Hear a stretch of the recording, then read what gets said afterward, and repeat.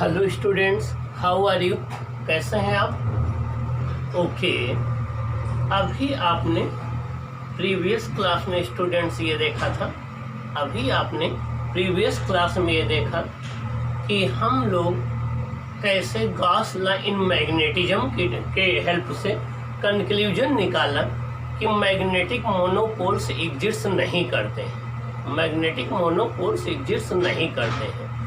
और ये भी हमने देखा कि जो मैग्नेटिज्म में सबसे सिंपलेस्ट स्ट्रक्चर है वो आपका मैग्नेटिक डाइपोल होती है। वो सबसे सिंपलेस्ट स्ट्रक्चर जो है वो आपकी क्या है? मैग्नेटिक डाइपोल है। यह करंट लूप है। अब जब मैग्नेटिक डाइपोल या करंट लूप है तो बार मैग्नेट जो होता है उसके अंदर मैग्नेटिज्म को हम करंट लूप से कैसे एक्सप्लेन कर सकते हैं? इसके लिए हमें सोलेनॉइड को एज अ करंट लूप या बार मैग्नेट को एज अ इक्विवेलेंट सोलेनॉइड हमें शो करना होगा। हम सोलेनॉइड क्या है? ढेर large number of circular current loop का एक कलेक्शन है। जब हम एक सर्कुलर लूप करंट करेंगे, सर्कुलर लूप उनको आपस में पास रख दें तो सोलेनॉइड बन जाता है। तो हम देखेंगे कि bar magnet as a solenoid की तरह बिहेव कैसे करता है। आइए देखते हैं कि बार मैग्नेट सोलेनॉइड की तरह बिहेव कैसे करेगा। As we know that every current loop acts as a magnetic dipole.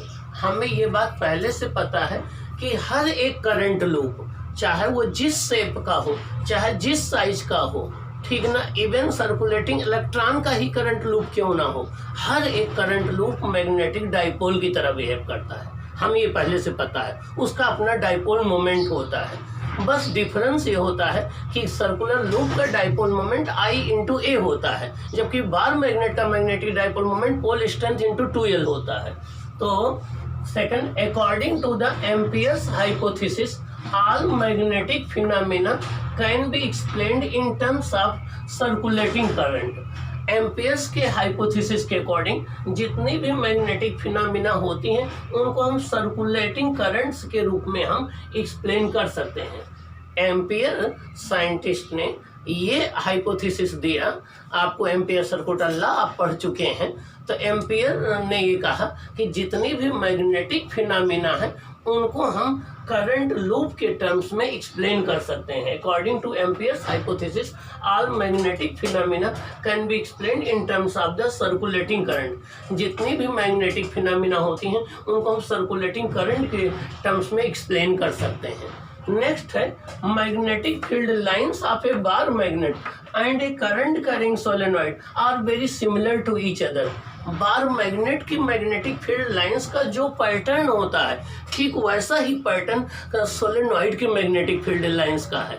इससे एक बात तो प्रूफ होती है, अगर किन्हीं दो मैग्नेटिक एलिमेंट या किन्हीं दो मैग्नेटिक डिवाइसेस की मैग्नेटिक फील्ड का पैटर्न सेम है, इसका तो उसमें सिमिलरिटी जरूर है, ठीक ना। जैसे अर्थ के मैग्नेटिक फील्ड के पैटर्न को हम देख करके अर्थ के मैग्नेटिक फील्ड का अंदाजा लगाते हैं। तो आइए देखें, a bar magnet can be thought of as a large number of circulating current in with a solenoid। A bar magnet can be thought as a large number of circulating current in with as a solenoid। हम ये मान सकते हैं कि bar magnet एक large number of circulating current का है जैसा कि सोलेनॉइड में होता है। To show similarity of a current carrying solenoid to a bar magnet, we will calculate the axial field of a finite solenoid carrying current। ये show करने के लिए कि बार मैग्नेट में और सोलेनॉइड में सिमिलरिटी होती है, हम सोलेनॉइड की मैग्नेटिक फील्ड कैलकुलेट करने जा रहे हैं उसके एक्सियल पॉइंट पर। आइए देखें कैसे कैलकुलेट करेंगे। ये आपकी एक सोलेनॉइड है जिसकी लेंथ 2L है।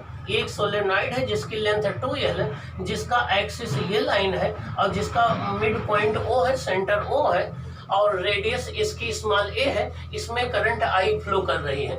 इसके मिड पॉइंट O से हमने r डिस्टेंस पर एक्सिस पर एक पॉइंट P ले लिया। यहाँ पर हमें इसकी मैग्नेटिक फील्ड फाइंड आउट करनी है। इसके लिए हमने सेंटर से x डिस्टेंस पर dx लेंथ का एक करंट एलिमेंट dx लेंथ हमने कंसीडर कर ली।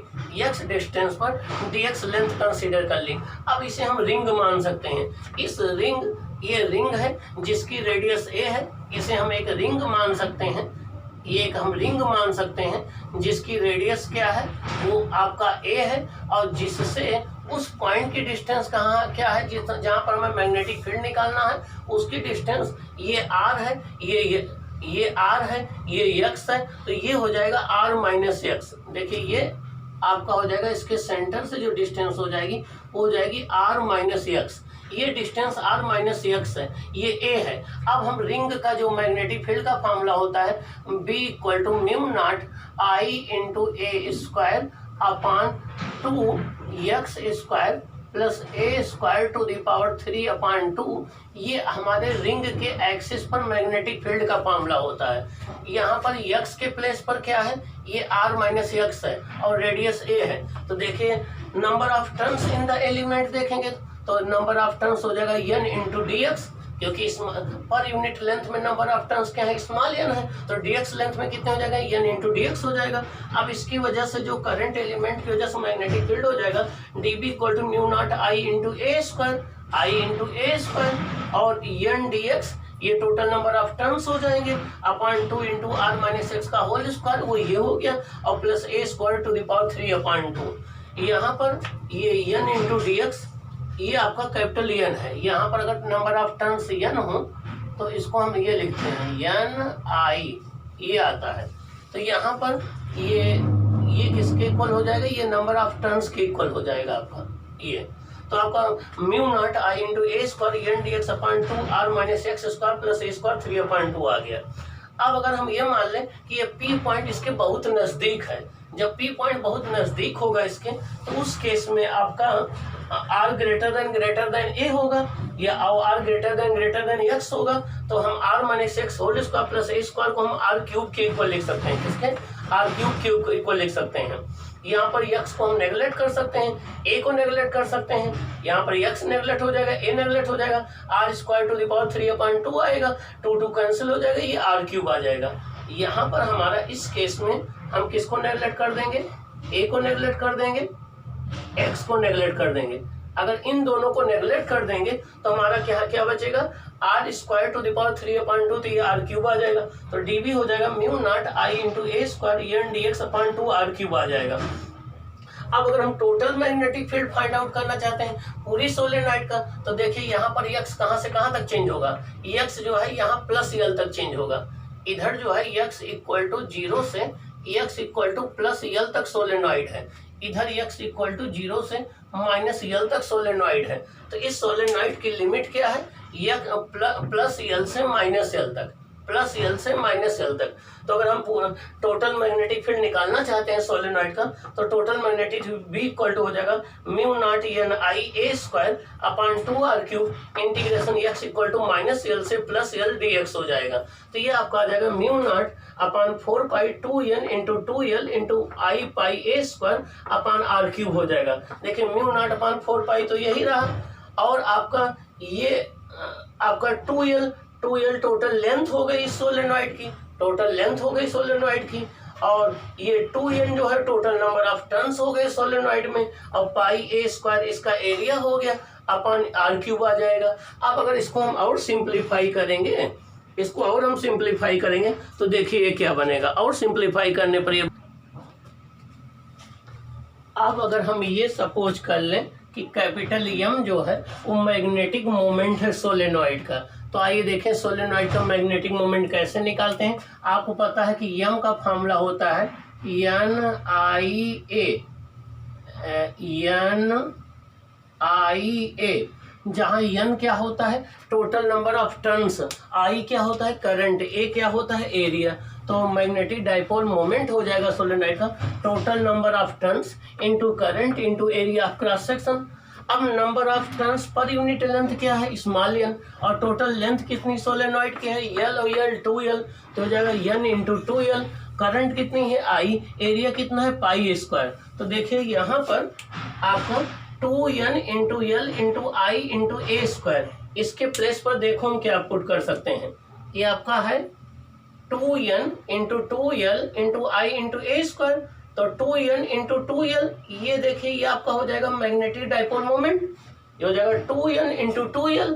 तो देखिए n इंटू 2l, तो ये हो जाएगा आपका ये हो जाएगा n इंटू 2l, ये हो जाएगा m, इसको हम 2 बाहर निकाल लें, ये n into 2l into pi a square, ये m हो जाएगा। तो आपका आ जाएगा b equal to μ0 upon 4 pi 2m upon r cube. क्या हो जाएगा? 2m अपान r क्यूब हो जाएगा। This is expression for the magnetic field on the axial line of a bar magnet. और जब हम लोगों ने बार मैग्नेट की एक्सियल लाइन के केस में मैग्नेटिक फील्ड निकाला था तो आपको लर्न हो वो आया था μ0 अपान 4 पाई 2m अपान d क्यूब आया था। तो जो बार मैग्नेट के एक्सियल केस में मैग्नेटिक फील्ड का फॉर्मूला आया था, ठीक वही जो है करंट कैरिंग सोलेनॉइड के एक्सियल केस में देखिए मैग्नेटिक फील्ड का फॉर्मूला आया। Thus, axial field of a finite current carrying solenoid is similar to that of a bar magnet। किसी एक फाइनाइट लेंथ की सोलेनॉइड का जो एक्सियल मैग्नेटिक फील्ड की वैल्यू है वो वही आती है जो बार मैग्नेट की है। Thus, for all practical purpose, a finite solenoid can be considered as equivalent to a bar magnet।